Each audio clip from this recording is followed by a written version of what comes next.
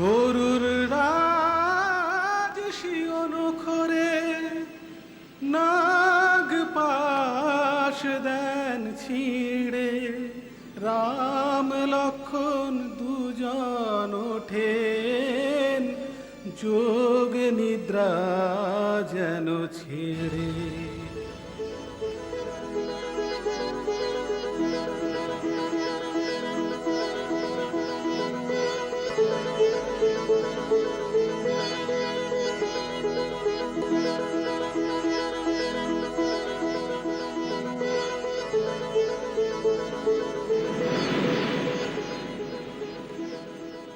কি হয়েছিল প্রভু?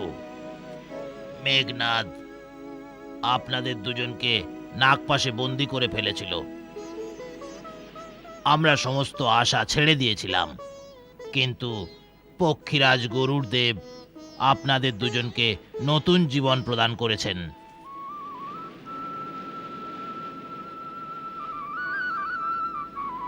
নাগপাশ থেকে আমাদের উদ্ধারকারী পক্ষীরাজ, আমাদের সাথে আপনার কোনো প্রত্যক্ষ সম্পর্কই নেই, তবুও আপনি নিঃস্বার্থ হয়ে আমাদের সহায়তা করেছেন। এর জন্য আমি ঋণী হয়ে রইলাম।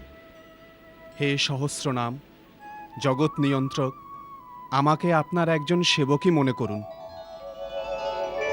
হে রঘুকুল শিরোমণি, আর্যশ্রেষ্ঠ, ভবিষ্যতের জন্য আপনাকে এইটুকুই নিবেদন যে সদা সর্বদা সাবধান হই এই আততায়ীদের সাথে যুদ্ধ করুন। আপনি যুদ্ধেও ধর্ম আর নীতির পথে চলনশীল একজন নির্ভীক যোদ্ধা। অধর্মী রাক্ষস স্বভাবেই কপট যুদ্ধে পারদর্শী হয়।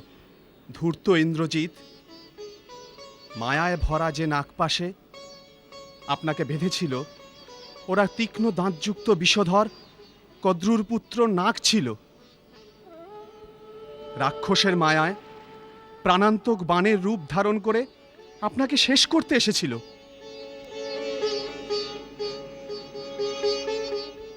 কিন্তু আপনার সাথে তো আমার পরিচয় ছিল না। হে দেব, আপনার আসল পরিচয় দিন।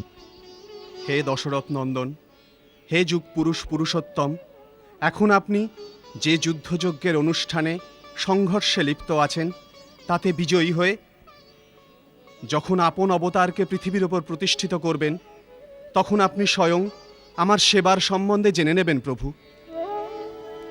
কি জানতে চাও পরিচয় স্বামী, তুমি সবই জানো অন্তর্যামী।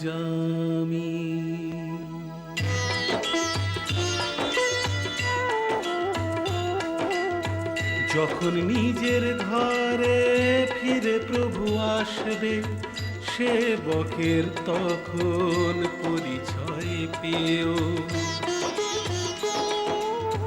সেবার অবসর তখন আমায় দিও, এই অনুগ্রহ আমার পরে করো।